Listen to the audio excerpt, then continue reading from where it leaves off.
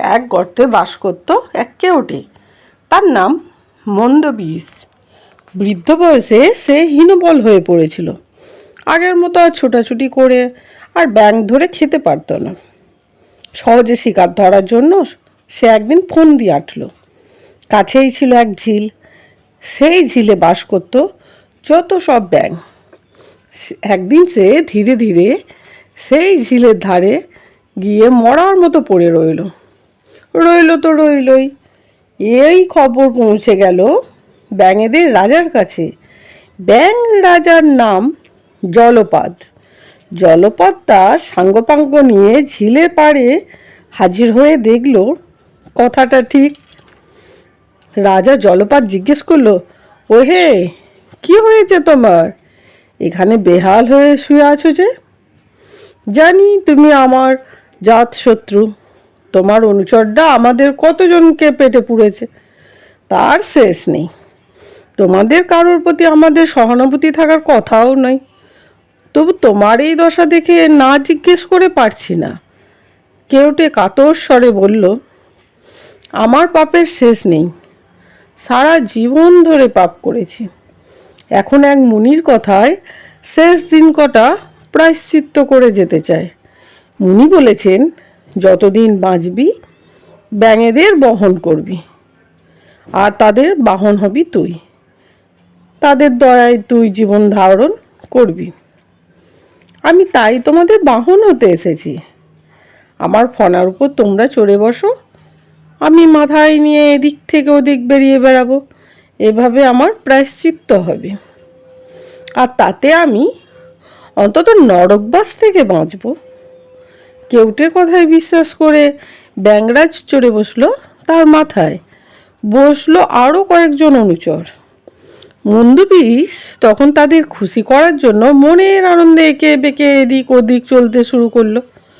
জলপাদের আনন্দও কম নয়। ভাবলো, মানুষ হাতি চড়ে, ঘোড়া চড়ে, আমরা চড়েছি কেউটে সাপের ফনার উপর। সেদিন বেশ ভালোই কাটল। পরের দিন আবার এলো মন্দবিষ। জলপাদ তার দলবল নিয়ে চড়ে বসলো মাথায়। মন্দবিষ একে বেঁকে চলতে লাগলো। তবে আগের দিনের মতো চলা নয়, খুবই আস্তে আস্তে চলতে লাগলো। ব্যাঙরাজ বলল, কি হলো, এভাবে চলছো কেন? মন্দবিষ বলল, পেটে কিছু পড়েনি তো, তাই এমন জোর পাচ্ছি না। ব্যাঙরাজ বলল, দু চারটে ছোট ছোট ব্যাঙ ধরে খেয়ে নাও, দেখবে জোর পাবে। তখন মন্দবিষ দীর্ঘশ্বাস ছেড়ে বলল, মুনির কথা অক্ষরে অক্ষরে ফুলে যাচ্ছে।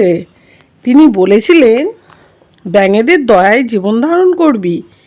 এই যে তুমি দয়া করে ব্যাঙেদের ধরে খাওয়ার অনুমতি দিলে, তাতেই আমার জীবন ধারণ হবে।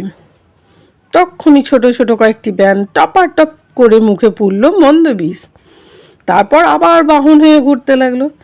এভাবে ব্যাঙ সাবার হতে থাকলো, আর কেউটেরও পেট ভরতে থাকলো। দিন দিন ব্যাঙেদের সংখ্যা কমছে, কিন্তু ব্যাঙরাজের সেদিকে খেয়াল নেই। কেউটের বদ মতলবে তার কোনো সন্দেহই হয়নি। মন্দবিষের এভাবে ব্যাঙরাজকে মাথায় করে ঘুরতে দেখে অন্য সাপরা রাগে আগুন। যে ব্যাঙ আমাদের খাদ্য, সেই ব্যাঙ চড়ে বসেছে আমাদের একজনের মাথায়। অন্য সাপরা মন্দবিষকে তাই যাচ্ছে তাই লাঞ্ছনা করলো। কেউটে মন্দবিষ মুচকি হেসে চলে গেল। তাদের কথায় রাগ করল না, কারণ কার্যসিদ্ধির জন্য কোনো হীন কাজ করা অগৌরবের নয়।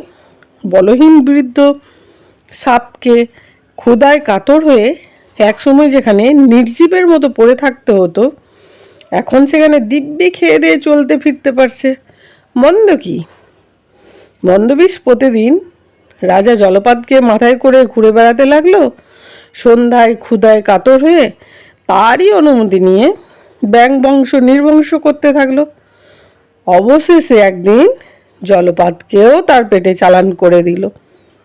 কি গল্পগুলো কেমন লাগছে কমেন্টস করে জানো, আর ভালো লাগলে একটা লাইক করে দিও।